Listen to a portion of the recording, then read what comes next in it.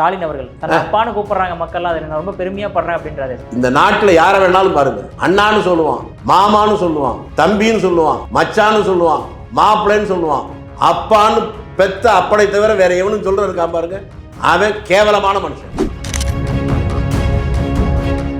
அதே மாதிரி உதயநிதி ஸ்டாலின் அவர்கள் வந்து எப்போ பரப்புரைக்கு போனாலுமே எடப்பாடி பழனிசாமி அவர்களை வந்து இந்த மாதிரி அவர் காலில் விழுந்து தான் பதவி வாங்கினாரு அப்படின்ட்டு ஒரு துணை முதலமைச்சராக இருந்து இந்த மாதிரி பேசலாமா சார்? அதாவது அவங்களுக்குலாம் வரலாறு தெரியுது இல்லைங்க. யாரென்றே தெரியாத ஒருத்தர் காலை பிடிச்சிக்கிட்டு எந்திரிக்காம இருந்ததா உங்க தாத்தா, அது தெரிஞ்சா அந்த பேச்சு வராது. கருணாநிதி வரலாறுல அவருமே காலில் விழுந்து தான் வந்து ஆரம்பிச்சாருங்களா என்ன பார்த்தா? ஆமா, 100 ரூபா கொடுத்தாரெல்லாம் காலில் விழுந்தாரெல்லாம் சொல்லட்டுமா? இவங்க மற்றவர்களை பற்றி கேலி பேசுகின்ற எந்த ஒரு தார்மீக யோக்கியதையோ அணுகுதையோ கிடையாது. மல்லாக்க படுத்துக்கிட்டு எச்சி துப்புற மாதிரி உங்க முகத்துல தான் காரியம். சர்வாதிகார சண்டாளி, ஜனநாயக கொலைகாரி, முக்காடு போட்ட முசோலினி, 20ஆம் நூற்றாண்டின் ஹிட்லர், இந்த இந்திராவையும் இந்திரா கட்சியையும் வேரோடும் வேரடி மண்ணோடும் தமிழகத்திலிருந்து தூக்கி எறிவதற்காகத்தான் நான் இருக்கிறேன் அப்படின்னு பேசினா அதே ஆடு அடுத்து 1-2 மாசத்திலேயே நேருவின் மகனே வருக, நிலையான ஆட்சியை தருக, இவங்க லைன்ல பேசலாமா? கண்ணுக்கு முன்னால ஒரு 2.5 வயசு பெண் குழந்தையை கற்பழிச்சு கொலை பண்ற பார்த்ததுக்கு பின்னாலும் 15 வயசு பெண் குழந்தையை கற்பழிச்சு துண்டு துண்டா வெட்டி போட்டு போஸ்ட்மார்டம் ரிப்போர்ட்டே 1 வாரம் கழிச்சா வந்துச்சுன்னு சொல்ற ஒரு ஆட்சியில அந்த நாட்டு மக்கள் தன்னுடைய எதிர்ப்பை காட்டவில்லை என்றால், பாரதி சொன்னதுதான், மக்களோ நீங்கள் மாக்கள் நெட்டெடு மரங்கள்னு பாரதி வந்து சொல்லுவான். அது தெரிஞ்சதுனாலதான் மக்கள் எதுக்க ஆரம்பிச்சாங்க. நாங்கள் ஆட்சிக்கு வந்தால் தேங்காய் நாரிலே ரப்பர் தயாரிப்போம், கடல் பாசியிலே அல்வா தயாரிப்போம். நானும் அல்வா சாப்பிடலான்னு 60 வருஷமா காத்துக்கிட்டு இருக்கேன், இது ஒண்ணும் இல்லை. திருமாவளவன் ஒன்று எனக்கு புரியுது, இதுவரை நான் எப்போதும் பார்த்திராத அளவுக்கு ஒரு பதட்டமும் குழப்பமும் மனதளவில் ஒரு ஆதங்கத்தோடு அவர் இருப்பது எனக்கு புரியுது. அவர் செய்தது நியாயம் நான் சொல்லல, ஒரு மன அழுத்தம். அவரும் மனிதர் தான்.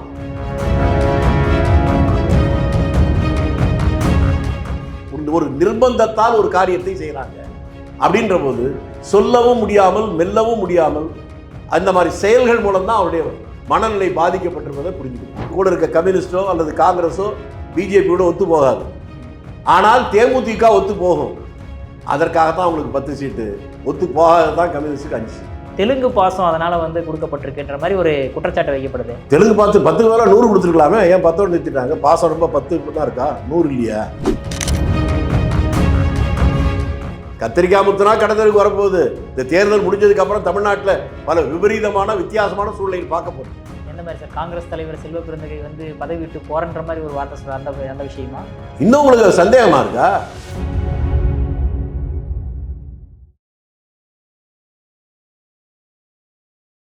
இளையபாரத நேயர்களுக்கு வணக்கம். இன்னைக்கு நம்ம நேர்காணல நம்ம சிறப்பு விருந்தினர் காங்கிரசின் மூத்த அரசியல்வாதியான திருச்சி வேலுசாமி சார் அவர்கள் தான். சார் வணக்கம் சார். வணக்கம். திமுக வந்து இப்போ எங்கே ஓட்டு கேட்க போனாலுமே மக்கள்லாம் வந்து விரக்தியில் வந்து அவங்கள வந்து கேள்வி மேலே கேள்வி கேட்குறாங்க. அதே மாதிரி வந்து மறியல்லாம் பண்ணுற ஆரம்பிச்சிட்டாங்களே சார். அப்போ திமுக 5 வருஷம் ஆட்சி சரியாக செய்யலையா என்ன? என்னங்க நீங்கள் கேட்குறீங்க? புரியல. நெல்லுக்குள்ள அரிசி தான் இருக்குமா அப்படின்னா நான் என்ன பதில் சொல்லுவேன்?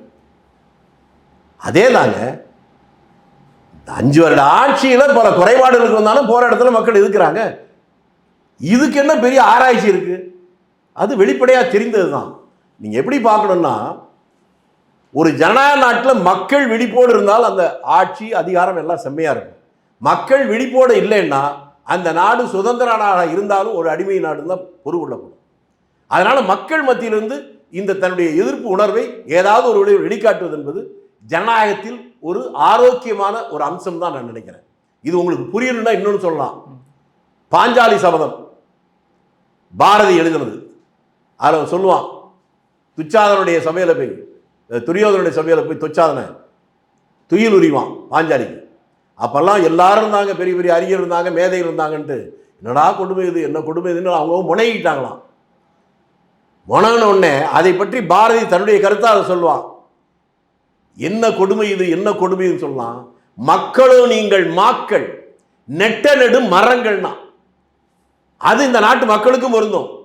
கண்ணுக்கு முன்னால ஒரு 2.5 வயசு பெண் குழந்தையை கற்பழிச்சு கொலை பண்ற பார்த்ததுக்கு பின்னாலும் 15 வயசு பெண் குழந்தையை கற்பழிச்சு துண்டு துண்டா வெட்டி போட்டு போஸ்ட்மார்டம் ரிப்போர்ட்டே 1 வாரம் கழிச்சா வந்துச்சுன்னு சொல்ற ஒரு ஆட்சியில அவனை பிடிச்சதுக்கு அப்புறம் பிடிச்சா நான் என்ன பண்ணேன்னு எனக்கு தெரியல, கஞ்சா போதை அதிகமாக போச்சு அதனால தான் கேட்டதுக்கு பின்னாலும், இது மாதிரி ஒவ்வொரு நாளும் நாட்டில் பார்த்ததுக்கு பின்னாலும் அந்த நாட்டு மக்கள் தன்னுடைய எதிர்ப்பை காட்டவில்லை என்றால் பாரதி சொன்னதுதான், மக்களோ நீங்கள் மாக்கள் நெட்டெடு மரங்கள்னு பாரதி வந்து சொல்லுவான். அது தெரிஞ்சதுனால தான் மக்கள் எதுக்க ஆரம்பிச்சிருக்காங்க. அப்போ 5 வருஷம் ஆட்சி சரியில்லைன்றீங்களா? சரிங்கிறீங்களா? நான் சொல்லுது நீங்க சொல்றது. நீங்க சரிங்கிறீங்களான்னு இல்ல இல்ல, உங்க வீட்டில் பெண் குழந்தைங்க இருக்கா? அதுக்கப்புறம் நீங்க வெளிப்படையா பேசணுமே. அப்படி பேசணும்னா பாரதி உங்களுக்கும் சொல்லியிருக்கான், படிச்சவன் பொய் சொன்னா ஐயோன்னு போவான் பரவாயில்லையா? படிச்சவர் தான் நீங்க. அப்ப உண்மையை பேசணுமா இல்லையா? அப்ப பிடிச்சிருக்கா இல்லையான்னு சொல்லணுமா இல்லையா? ஏன் சொல்ல மாட்டீங்க? நான் சொன்னேன்ல, ஒரு 2.5 வயசு பெண் குழந்தைய கற்பழிச்சவன ராஜா மாதிரி கூட்டு போறாங்க, அதுக்காக தான் கோவப்படுறாங்கன்னு சொன்னேன். நீங்க ஆதரிக்கிறீங்களா எதுக்கு சொன்னா தான் நீங்களும் நல்ல மனிதர், இல்லைன்னா பாரதி உங்களை ஏற்கனவே சொல்லிட்டான். ஆனா ஸ்டாலின் அவர்கள் வந்து என்ன அப்பான்னு சொல்றதான்னு சொல்லிக்கிறாரே சார். ஆனா அவரை பெருமைப்படுத்தி பேசிக்கிறாரே. யார? ஸ்டாலின் அவர்கள் தன்னை அப்பான்னு கூப்பிடுறாங்க மக்கள்லாம், அதை நான் ரொம்ப பெருமையா படுறேன் அப்படின்றாரு சார். ஒன்று சொல்லட்டுமா? இந்த நாட்டில் யாரை வேணாலும் பாருங்க, அண்ணான்னு சொல்லுவான், மாமான்னு சொல்லுவான், தம்பின்னு சொல்லுவான், மச்சான்னு சொல்லுவான், மாப்பிள்ளைன்னு சொல்லுவான், அப்பான்னு பெத்த அப்பனை தவிர வேற எவனும் சொல்ற இருக்கான் பாருங்க, அவன் கேவலமான மனுஷன். இதை நான் ஒருபோதும் ஒத்துக்கொள்ள மாட்டேன். அதனால் நாட்டில் இருக்க மக்கள் எல்லாருமே அவர் அப்பான்றாங்களா? எந்த ஊரில் இருக்குது? நேருவை பார்த்து நேரு மாமான்னு சொன்னா அது நமக்கு பொருள் புரியுது. இவர்கள் இந்த நாட்டு மக்களை கேவலப்படுத்துகிறார். ஆனா பெருமையா கொள்றாரே சார் தன் அப்பான்னு. அதைத்தான் சார் நான் சொல்றேன், அது தப்புன்னு சொல்றேன். அதை வந்து கோவப்படணும். எனக்கு அப்பா இல்லைன்னு கோவப்படுறேன்ல, நீங்க ஒத்துக்கிறீங்களா? இல்லைங்களா? அப்ப நீங்களும் கோவப்படுங்க. நீங்க கோவப்படலன்னு ஒத்துக்கிறீங்கன்னு அர்த்தம். என்ன ஒத்துக்கிறீங்களா இல்லையா சார்? அதே மாதிரி உதயநிதி ஸ்டாலின் அவர்கள் வந்து எப்போ பரப்புரைக்கு போனாலுமே எடப்பாடி பழனிசாமி அவர்களை வந்து இந்த மாதிரி அவர் காலில் விழுந்து தான் பதவி வாங்கினாரு அப்படின்ட்டு ஒரு துணை முதலமைச்சராக இருந்து இந்த மாதிரி பேசலாமா சார்? அதாவது அவங்களுக்குலாம் வரலாறு தெரியுது இல்லைங்க. நான் ஒரே ஒரு சம்பவத்தை சொல்றேன், நடந்த சம்பவத்தை. வரலாறு சொல்லுங்க. 1957 அவங்க தாத்தா, அதான் முத்தமிழை வித்தவர் இருக்கிறாரு கருணாநிதி அவர்கள். கரெக்டாக சொல்றீங்க. அவர் எங்கள் ஊரில் தான் எலெக்ஷன்னாரு. அப்போ எனக்கு வந்து 8 வயசு. வந்த உடனே அப்போல்லாம் நாங்கள் காரை பார்த்ததில்ல, லைட்டை பார்த்ததில்ல, ரோடு கூட கிடையாது. ஒரு சின்ன காரில் 2 பேர் தான் வந்தாங்க, டிரைவரும் ஒருத்தரும். இறங்கினா நல்ல பவுடரெல்லாம் பூசி பென்சிலில் மீசை போட்டு, அது எங்களுக்கு வித்தியாசமாக இருந்துச்சு. இப்படியே பார்க்குறோம். வந்து இறங்கினவர் குன்னன்னு ஒருத்தரை கேட்டார். நாங்கள் 5-6 பசங்க, எல்லாம் சின்ன பசங்க, ஓடி போய் 2 பேர் கூட்டு வந்தான். அவருக்கு அப்போ ஒரு 25 வயசு தான் இருக்கும். வணக்கண்ணாங்க. எங்களுக்கு இப்போ இருக்கிற பசங்களுக்கு 8 வயசுல எல்லாம் தெரியும். எங்களுக்கு அது பிரமிப்பாக இருந்துச்சு கிராமத்தில். அப்போ பார்த்துக்கிட்டு இருந்தோம். அப்போ அந்த குன்னன்ற சொன்னார், அண்ணே எங்கள் ஊரில், நம்ம ஊரில் இருக்க கட்சிக்கார பசங்க நாங்கள் இருக்கிறோம், நாங்கள்லாம் சைக்கிள்லேயே எல்லா இடத்துலையும் பிரச்சாரம் பண்ணுவோம், ஆனால் இந்த ஊரில் நாங்கள் பண்ண முடியாது. ஏன்னு கேட்குறாரு. இந்த ஊரில் ஒரு பெரிய மனுஷன் இருக்கிறாரு, அவரை ஏற்றி யாருமே ஒன்றும் பண்ண முடியாது. அவர் பேர் என்ன குன்னன் அப்படின்னு கேட்குறாரு. ஐயோ, அவர் பேரே சொல்லக்கூடாதுங்க.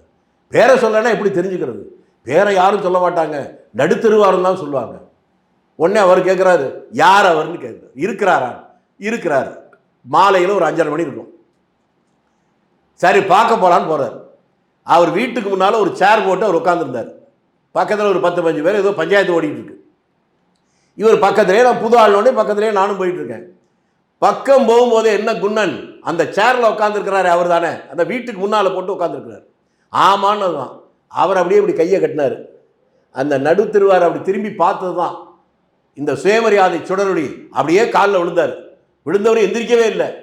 திரும்பி பார்த்தாரு. அந்த குன்னன்றவருடைய பேர் அவனுக்கு ஞாபகம் இல்லை, நடுத்துருவாருக்கு. அவங்க அப்பா பேர் வந்து சஞ்சய் பொட்டின்னு பேர். டேய் சஞ்சய் பொட்டி மாவனே, யாரா அவன் காலில் விழுறான்னு. உடனே இவர் கையை கட்டி, பெரியப்பா அவர் வந்து இந்த சினிமாவுக்கெல்லாம் கதவசனம் எழுதுவார், நம்ம ஊரில் எலெக்ஷன் நிற்கிறாரு, அவர் தான் பேர் தான் கருணாநிதினாரு. அது சரிடா, ஏன் காலில் ஏண்டா விழுகிறான்? இவ்வளவு கான்வர்சேஷன் நடக்கிறவங்க விழுந்தவர் எந்திரிக்கவே இல்லை. அப்படியே தலையை மட்டும் தூக்கி, ஐயா ஆதரிக்கிறேன்னு சொல்லுங்க ஐயான்னு. நான் பக்கத்தில் குனிஞ்சு இப்படி வேடிக்கை பார்க்குறேன், ஏன்னா இது எனக்கு புதுசு. அவர் சொன்னார், சரி எந்திரி, என்னால் உனக்கு ஒன்றும் தொந்தரவு இருக்காது. இதுதான் நான் பார்த்த முதல் கருணாநிதி. இது யாரென்றே தெரியாத ஒருத்தர் காலை பிடிச்சிக்கிட்டு எந்திரிக்காம இருந்ததா உங்க தாத்தா. அதை தெரிஞ்சா அந்த பேச்சு வராது. கருணாநிதி வரலாறுல அவருமே காலில் விழுந்து தான் வந்து ஆரம்பிச்சாருங்களா என்ன பார்த்தா? ஆமா, 100 ரூபா கொடுத்தாலாம் காலில் விழுந்தாரு. அதெல்லாம் சொல்லட்டுமா? சொல்லுங்க சார். இன்னைக்கு சொன்னா உங்களுக்கு அவர் பெரிய பிரமிப்பா இருக்கும். நான் எனக்கு எப்படி தெரியும் நீங்க நினைக்கலாம். நானும் அவங்க மூத்த அண்ணன் இருக்கிறாரு, ஸ்டாலினுடைய மூத்த அண்ணன் மூக்காமுத்து, 2 பேரும் ஹைஸ்கூல்ல ஒண்ணா படிச்சோம், ஒரே ஹாஸ்டல்ல தங்கியிருந்தோம். எல்லாம் முழுசுன்னு சொன்னாலும் இவங்க அவ்வளவுதான். அதனால இவங்க மற்றவர்களை பற்றி கேலி பேசுகின்ற எந்த ஒரு தார்மீக யோக்கியதையோ அழுகதையோ கிடையாது. தனி மனித ஒழுக்கமோ நேர்மையோ நாணயமோ எதுவுமே இல்லாத ஒரு பின்னணியை வைத்துக்கொண்டு மற்றவர்களை கேலி செய்தா மல்லாக்க படுத்துக்கிட்டு எச்சி துப்புற மாதிரி உங்க முகத்துல தான் காரியம். அதே மாதிரி சார் எடப்பாடி பழனிசாமி அவர்கள் சொல்லும்போது கூட வந்து நீங்கள் வந்து எம்ஜிஆருடைய மனைவிக்கு வந்து நீங்கள் மெரினாவில் இடம் கொடுக்கல, அதனால தான் நான் வந்து கருணாநிதிக்கு இடம் கொடுக்கலாமே சொல்கிறாரு சார். கன்றாவே நான் எங்கே போய் முட்டிக்கிறதப்பா, என் நேரம் சரியில்லை. இந்த ஒன்றை இந்த உலகத்திலே என்ன தவிர வேற யாரும் சொல்ல முடியாது. ஏன்னு கேட்டால் காமராஜர் இறந்தது 75. அந்த 75 எடப்பாடியும் அரசியலுக்கு வரல, அவரை எதிர்த்து பேசிக்கிட்டு இருக்க ஸ்டாலினும் அரசியலுக்கு வரல. 2 பேரும் அரசியலுக்குள்ள வந்ததே 77 தான். அப்ப என்ன நடந்தது தெரியாத 2 பேரும் சத்தம் போட்டுட்டு இருக்காங்க. அதை பக்கத்துல நான் ஊர்ல அந்த கேள்விப்பட்டே அலறி அடிச்சுட்டு உடனே வந்தேன். அப்போ பாராமச்சந்திரன் தமிழ்நாடு காங்கிரஸ் கட்சி தலைவர், அதே பல பேருக்கு தெரியல. ஒரு எலும்பு துண்டை தூக்கி போட்டா குலைக்கிற ஒரு ஜென்மத்துக்கு மீடியா பர்சன் சொல்லி ஒருத்தரோட பேச வச்சிருக்காங்க. அப்போ நெடுமாறன் தான் தலைவராக இருந்தாரா. இந்த கொடுமை எங்க போய் சொல்றது? அப்ப என்ன நடந்துச்சுன்னு கேட்டா, ஒரு நாயுடு இருந்தார், ராஜாராம் நாயுடுன்னு ஒரு பேர். அவர் எம்எல்சியா இருந்தார். அவர் கருணாநிதி கிட்ட மிக நெருக்கமாக இருந்தவர். அவர் அழைச்சு நீங்க போய் பேசி கடற்கரையில் அடக்கம் பண்ணுறதுக்கு கேட்டு வாங்கன்னு அனுப்புறாரு. அவர் அனுப்புகிற போது தான் நான் போனேன். எல்லாரும் யாரும் ரூம்குள்ளே விடலை. ஆனால் என்கிட்ட எப்படின்னா சின்ன வயதிலேயே அவர் என்கிட்ட ரொம்ப அன்பாக இருப்பார். உங்களுக்கு வெளிப்படையாக சொன்னேன், அவர் மந்திரி ஆன உடனே அவர் நடத்தின முதல் கல்யாணமே என்னுடைய கல்யாணத்தை. நான் கல்யாணங்கிறதே எனக்கு தெரியாது, அவரே முடிவு பண்ணி தேதியை சொல்றாரு. அந்த அளவுக்கு மேலே அன்பு இருந்தார். அப்போ வந்தோடனே வருத்தத்தோடு சொன்னார், இவ்வளோ நல்லா பேசினவர் இன்றைக்கு மட்டும் முகத்தை திருப்பி பேசினாரு, வேற ஏதாவது பேசுங்கன்ட்டாரு. ஏன்னு கேட்டேன், முதலமைச்சராக இருக்கிற போதே இறந்தால்தான் கடற்கரையை வைப்போம். இவர் முன்னாள் முதலமைச்சர், முடியாதுன்னு சொன்னார். இதுதான் நடந்தது. பாராமச்சந்திரன் சொன்னவர் அவர் இல்லை, அவரை கேட்டு போய் கேட்டு வந்தவர் நாராயண நாயுடு இல்லை, ராஜாராம் நாயுடு இல்லை, கருணாநிதி இல்லை. இதை பற்றி இவங்க 2 பேரும் பேசும்போது பக்கத்தில் நான் ஒருத்தர் உயிரோடு இருக்கிறேன், இப்போவே எதுவுமே தெரியாது, 2 பேரும் சண்டை போட்டுக்கிறாங்க. இந்த கொடுமை என்ன பண்ணுறது? அவங்க பேசும்போது கடற்கரைன்னு சொன்னாங்க. ஆனால் இப்போதான் எனக்கு ஒரு சந்தோஷம் அவர் வேணான்னு சொன்னது. ஏன்னா அது அடக்கம் பண்ணியிருக்கேன்னா கடற்கரையில் இல்லை, கூவ நதிக்கரையில். எப்படி சார் முன்னாள் முதலமைச்சர் வந்து ஒரு கூவ நதிக்கரையில் அடக்கம் பண்ணோம்? அந்த இடம் டாக்குமெண்ட் எடுத்து பாருங்க, கூவ நதிக்கரைன்னு தான் இருக்கு. நல்ல வேலை சாக்கடை நதிக்கரையில் எங்கள் தலைவர் அடக்கம் பண்ணல. அந்த வகையில் கருணாநிதி நான் நன்றி தான் சொல்லுவேன். கருணாநிதி வரலாறுல இன்னும் வேற என்ன சார் இருக்குது? இந்த அளவுக்கு எல்லாத்தையும் சொல்ல முடியாதுங்க, சொன்னா நீங்க வருத்தப்படுவீங்க. இல்ல சார், சோனியா காந்தி அவர்களோட காலில் விழுந்துதான் வந்து அந்த அது வீடியோவே இருக்கு சார், இன்னும் துணிஞ்சு கால தொட்டதெல்லாம் வீடியோ இருக்கு. அது பொய்யான வீடியோல சார் சொல்லப்படுது. இதுக்கு நான் என்ன பண்ண முடியும்? ஏங்க இவரும் கல்யாணம் பண்ணிட்டாங்க, 2 பேருக்கு தான் இந்த குழந்தை பிறந்துன்னு சொல்றோம், வீடியோ ஆதாரம் இருக்கான்னு கேட்பீங்களா? என்ன சார் சொல்றீங்க? எது உண்மை எது பொய்னு இப்படியே கேட்டிருந்தா அது முடிவே இருக்காது. நான் சரி அதை விட்டுருங்க சார், நான் உங்களை பார்த்து கேட்குறேன். எமர்ஜென்சி முடிஞ்சது, தஞ்சாவூரில் ஒரு கூட்டம், அந்த கூட்டத்தில் ஒரு இடைத்தேர்தல், அதில் ஜார்ஜ் பெர்னாண்டஸ் வந்து பேசுகிறாரு. அவர் வந்து உணர்ச்சிகரமான ஒரு பேச்சாளர். ஏன்னா அந்த மேடையில் நானும் இருந்தேன். பேசும்போது ரொம்ப எமோஷனலாக எமர்ஜென்சி பீரியடில் அந்த கஷ்டத்தை எல்லாம் சொல்லிட்டு இருந்தார். அடுத்து இவர் பேசணும், இவர் பேசுனதை அப்படியே சொல்கிறேன், அதை மட்டும் கேட்டால் போதும் இவர் எப்படின்னு. அவர் சொல்கிறாரு, உடன்பிறப்பே, எங்கோ பிறந்து எங்கோ வளர்ந்து எங்கோ வாழ்ந்து கொண்டிருக்கிற பெர்னாண்டஸ் உன்னிடத்திலே வந்து அவருக்கும் அவருடைய தம்பிக்கும் அவருடைய தோழி ஸ்நேகலதா ரெட்டிக்கும் இந்த சர்வாதிகார சண்டாளி கொடுத்த துன்பங்களை துயரங்களை உன்னிடத்தில் எடுத்து சொல்லிவிட்டு போயிருக்கிறார். இந்த மண்ணிலே பிறந்து இந்த மண்ணிலே வளர்ந்து இந்த மண்ணிலே வாழ்ந்து இந்த மண்ணிலேயே மடிய போகிற நான் உன்னிடத்தில் சொல்லாமல் யாரிடத்தில் சொல்லியட? நம்முடைய கடக உடன்பிறப்புகளை ஆயிரக்கணக்கான பேர்களை அடித்தார்கள், உதைத்தார்கள், தாங்கிக் கொண்டேன். சாத்தூர் பாலகிருஷ்ணன், சிட்டிபாபு அவர்களை அடித்தே கொண்டார்கள், அதையும் தாங்கிக் கொண்டேன். என் மகன் மு.க. ஸ்டாலினை பல ஆடவர்கள் மத்தியில் நிற்க வைத்து கால்பந்தை உதைப்பதை கூட அறிந்தார்கள், அதையும் தாங்கிக் கொண்டேன். அது மட்டுமா உடன்பிறப்பே, சொல்லவே நான் கூசுகிறது, உன்னிடத்தில் சொல்லாமல் யாரிடத்தில் நான் சொல்ல முடியும்? என் மனைவியை, உன் அண்ணியை என் கண்களுக்கு முன்பாகவே பல ஆடவர்கள் மத்தியில் சோதனை என்கின்ற பெயரிலே நிர்வாணப்படுத்தினார்கள். அதோடு விட்டார்களா பாவிகள்? மாடிப்படியின் மேலும் கீழும் நடக்க சொன்னார்கள். நான் ஏன் என்று கேட்டேன். மறைவிடத்தில் வைரம் பதுக்கி இருக்கக்கூடும் என்றார்கள். அந்த நிமிடமே இந்த கருணாநிதி செத்து விட்டான். இன்னமும் உயிரோடு இருக்கிறான் என்றால் சர்வாதிகார சண்டாளி, ஜனநாயக கொலைகாரி, முக்காடு போட்ட முசோலினி, 20ஆம் நூற்றாண்டின் ஹிட்லர் இந்த இந்திராவையும் இந்திரா கட்சியையும் வேரோடும் வேரடி மண்ணோடும் தமிழகத்திலிருந்து தூக்கி எறிவதற்காகத்தான் நான் இருக்கிறேன் அப்படின்னு பேசினா அதே ஆளு அடுத்து 1-2 மாசத்திலேயே நேருவின் மகளே வருக, நிலையான ஆட்சியை தருக, இவங்கெல்லாம் இதில் பேசலாமா? போதுமா, என்ன வேணுமா? இல்லை சார், ஓகே சார். அதே மாதிரி இப்போ வந்து கனிமொழி அவர்கள் சொல்கிறாங்க, நாங்கள் முதல்ல 2021 கொடுத்த 520 வாக்குறுதிகள் 404 வாக்குறுதி நிறைவேற்றி விட்டோம் அப்படின்றாங்களே சார், எப்படி சார் அந்த அளவுக்கு உண்மை? இன்னமும் மக்கள் உயிரோடு இருக்காங்களா ஆச்சரியப்படுறாங்களா? என்னென்ன வாக்குறுதி கொடுத்தாங்க நிறைவேற்றிருக்காங்கன்னு சொல்லட்டும். சும்மாவாது 500 கொடுத்தோம் 400 முடிஞ்சு போச்சு, இதெல்லாம் வேணாம். இன்னென்ன வாக்குறுதியை நிறைவேற்றிட்டோம், இந்த பாருங்க, படிச்சு பாருங்க, 507 வாக்கு இருக்கு, 1ஆம் நம்பர் படிச்சு காட்டு நிறைவேற்றிருக்கோம், 2ஆம் நம்பர் படிச்சு காட்டு நிறைவேற்றிருக்கோம், இப்படி சொல்லி 400 வேண்டாம், ஒரு 100 மட்டுமாவது சொல்லுங்க. யாரை ஏய்க்கிறது? கணக்கு தெரியாத வீட்டில் நித்தமும் சண்டைங்கிறான். விவரம் தெரியாத மக்கள்கிட்ட இவங்க இப்படியே வண்டி ஓட்டிட்டு இருக்காங்க. அது நேற்று வரை, நாளை அது மாறும். இப்போ கூட 545 வாக்குறுதிகள் கொடுத்துருக்காங்க சார். போன தடவை வாக்குறுதிகள் வந்து ரொம்ப பிரம்மாண்டமாக பார்க்கப்பட்டுச்சு, ஆனால் இந்த தடவை வாக்குறுதிகள் பார்க்கப்படலையே. ஏன்னு என்னங்க பார்க்கப்பட? போன தடவை பார்த்தாங்க. ஏங்க நீங்க வேற இந்த மக்களை பற்றி சொல்ல வேண்டியிருக்கு. 67 என்னங்க சொன்னாங்க அவங்க? நாங்கள் ஆட்சிக்கு வந்தால் உடனே 1 படி அரிசி, படிப்படியாக 3 படி அரிசி. இன்னைக்கு ஒன்று போட்டிருக்காங்களா? என்ன வளமில்லை தமிழ்நாட்டில், தட்டினால் தங்கம், வெட்டினால் வெள்ளி, இடித்தால் இரும்பு, இவ்வளவு பெரிய நாட்டை வைத்துக் கொண்டு என்ன முன்னேற்றி இருக்கிறார்கள், நாங்கள் வந்தால் சொர்க்கமாக்குவோம் சொன்னார்கள்ல, ஏதாவது எடுத்திருக்காங்களா? அது மட்டுமா சொன்னாங்க? நாங்கள் ஆட்சிக்கு வந்தால் தேங்காய் நாரிலே ரப்பர் தயாரிப்போம், கடல் பாசியிலே அல்வா தயாரிப்போம். நானும் அல்வா சாப்பிடலான்னு 60 வருஷமா காத்துக்கிட்டு இருக்கேன், இது ஒன்றும் இல்லை. 67 சொன்னதே இன்னும் காப்பாத்துற, நீங்க என்னமோ அவங்கள பத்தி பேசு. அப்ப இந்த தடவை வந்து காங்கிரஸும் திமுகவும் கூட்டணி சேர்ந்து எத்தனை சீட்டுகள் ஜெயிப்பாங்கன்னு ஒரு தோராயமா உங்களுக்கு என்ன சார்? அதெல்லாம் நம்ம சொல்லக்கூடாது. மக்கள் தெளிவா இருக்காங்க, மக்கள் தானங்க எஜமானர்கள். ஒரு காலத்துல இப்படி ஏமாந்தாங்கன்னு இப்ப சொல்லிட்டேன்ல, இந்த தடவை தெளிவா இருக்கிற மாதிரி எனக்கு தெரியுது. அதனால வராதுங்களா? பார்ப்போம். எல்லாரும் தானே ஏமாத்துறாங்க, அதில் யார் அதிகம் ஏமாத்துறாங்க, யார் குறைச்சல ஏமாத்துறாங்க, அதுதான் பார்க்க வேண்டியிருக்கு.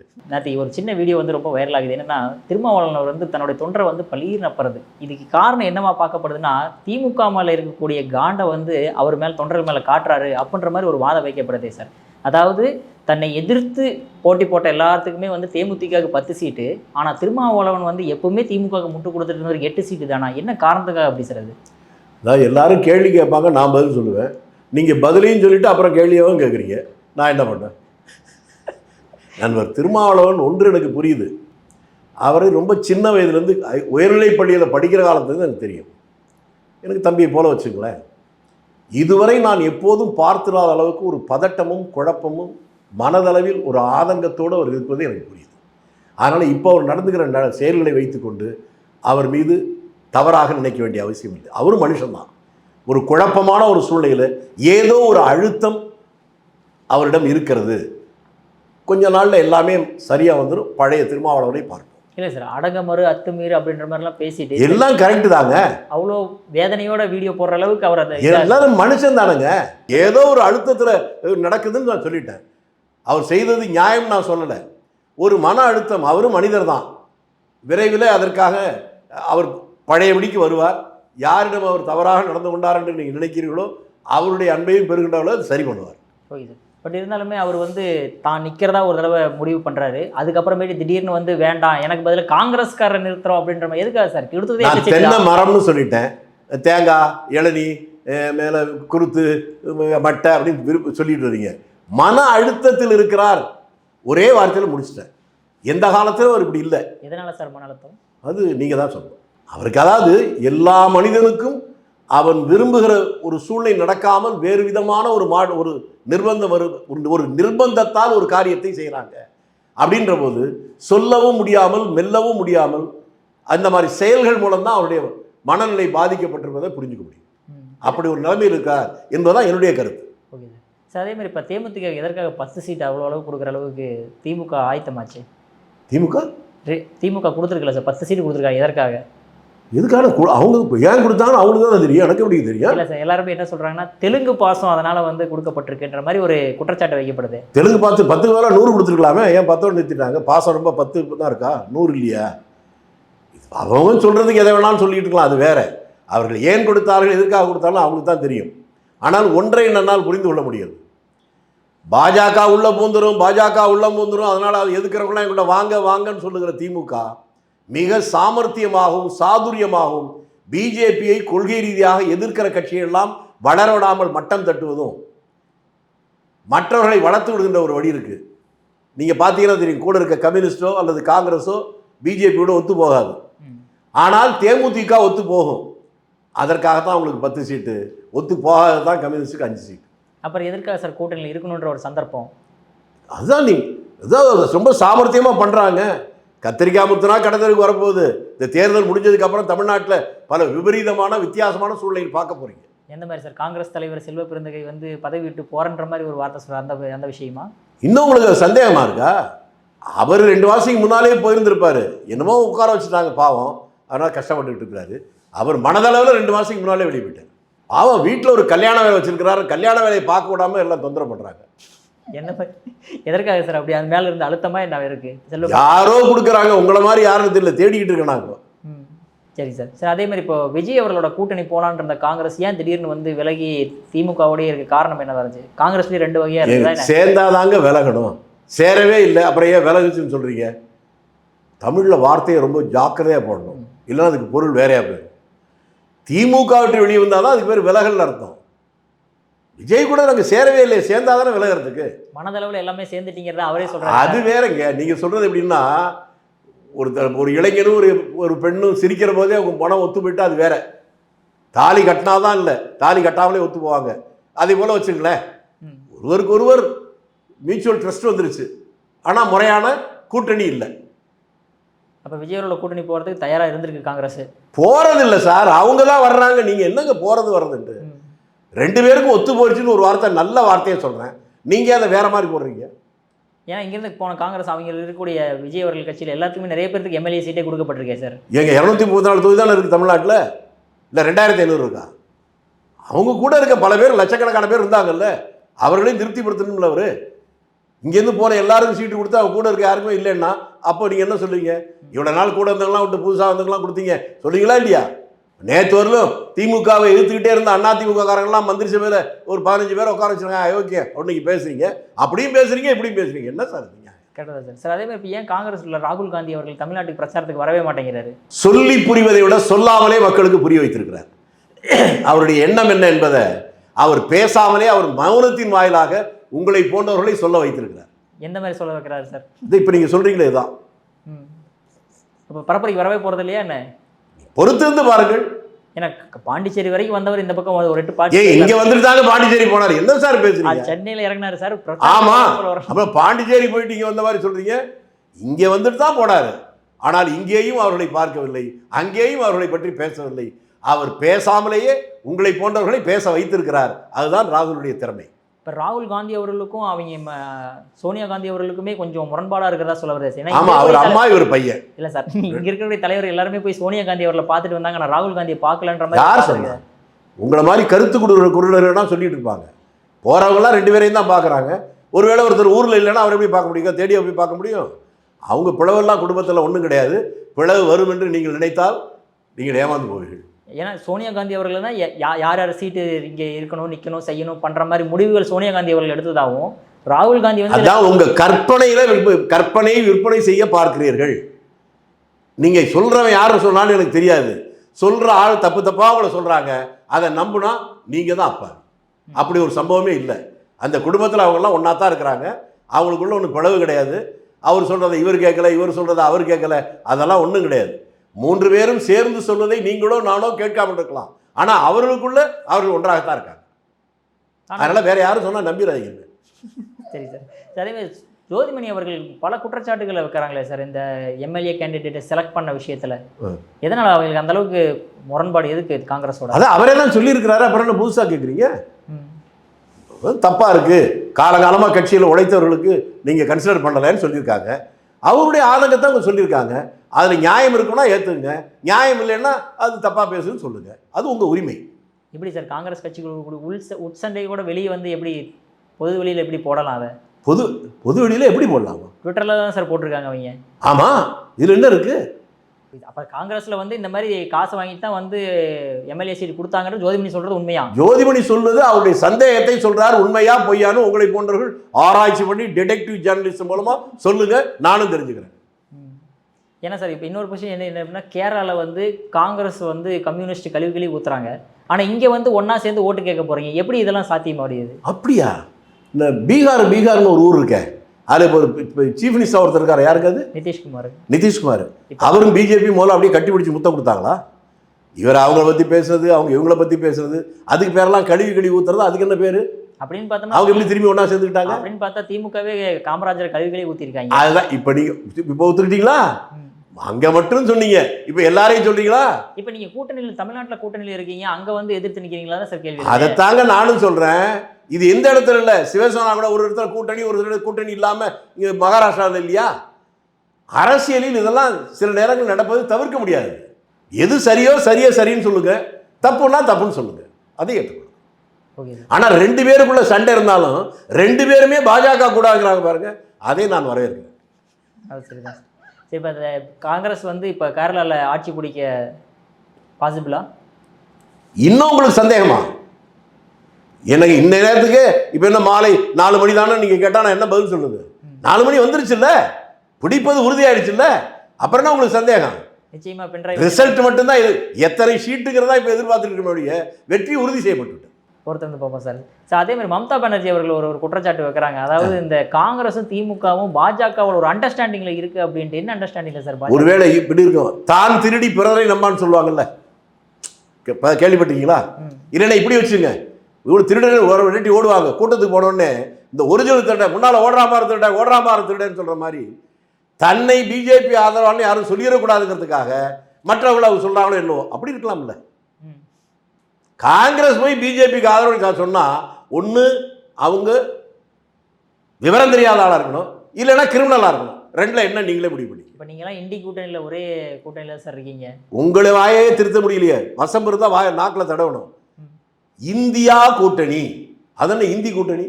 இந்தியாவுக்கு அப்ளிகேஷன் சொல்லுங்க சார். இந்தியா அது எங்களுக்கு என்ன, உங்களுக்கு வாத்தியார் இல்லை, நான் உனக்கு ஸ்டூடெண்ட்டும் இல்லை. இந்தியா கூட்டணி தானே. அப்போ இந்தி கூட்டணி சொன்னால் உங்கள் மனசில் ஏதோ விஷம் இருக்குது. உங்கள் பேர் என்னன்னா உங்கள் இந்திரன் அப்படின்னா இந்திரன் சொல்லணும், இந்தி அப்படின்னு கூப்பிடுவாங்களா? அது மாதிரி இந்தியா கூட்டணின்னு சொல்றதுக்கு பதிலாக இந்தி கூட்டணி என்று நீங்கள் சொல்லுகிற போதே அதிலே பின்னணியில் ஒரு விஷம் இருக்கிறது. ஓகே சார், இந்தியா கூட்டணியே இருக்கட்டும். இந்தியா கூட்டணியில் இப்போ பிரச்சனையா? அப்போ ஒரு பிரச்சனை இல்லை. அப்போ ஏன் சார் மம்தா பானர்ஜி இந்த அளவுக்கு கொந்தளிச்சு சொல்லணும்? அது அப்பப்போ அப்படி வரும், அப்படி போகுங்க. இப்போ ஒன்றும் வேணாம், அதனாலதான் அப்பப்போ. சரி, உங்களுக்கு என்னன்னா இது கேவலம் சொல்றீங்களே.